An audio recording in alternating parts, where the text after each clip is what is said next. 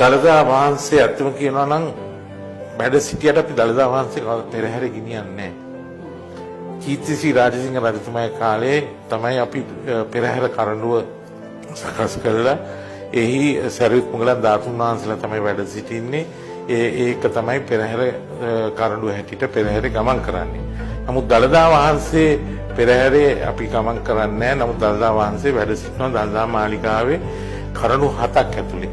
ඉතින් අපි අද වැඳ පුදා ගන්න මේ මහා කරඬුවේ යතුරු තියෙන්නේ මම ළඟ ඊළඟ කරඬුවේ 7ක් ඇතුලේ තමයි දළදා වහන්සේ වැඩ ඉන්නේ.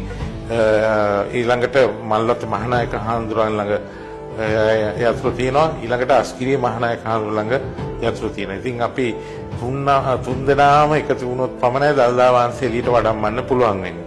ඉතින් දළදා කරඬුව ඇතුලේ අපේ ඉතා වටිනා දේවල් තියෙනවා. දළදා වහන්සේ හේමාලා දන්ත කුමාරයා දළදා වහන්සේ රැගෙන ආපු ඒ කොණ්ඩගුර දළදා වහන්සේත් එක්කම ඒ වැඩ ඉන්නවා ඒ කරඬු 7 ඇතුලේ.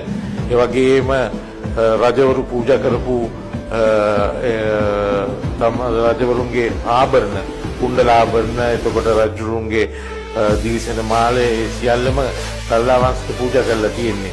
ඒ පමණක් නෙමෙයි දළදා වහන්සේගේ දූවිලි පිහින්ද කීර්තිශ්‍රී රාජසිංහ රජතුමාගේ කෙස් වලින් සකස් කරපු මුසුන්නක් තියෙනවා.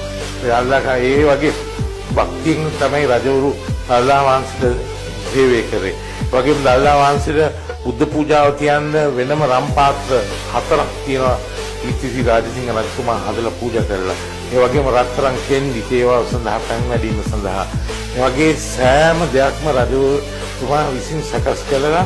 රජුමයි හේමක් අද අරගෙන දළදා වහන්සේට පූජා කරන්නේ.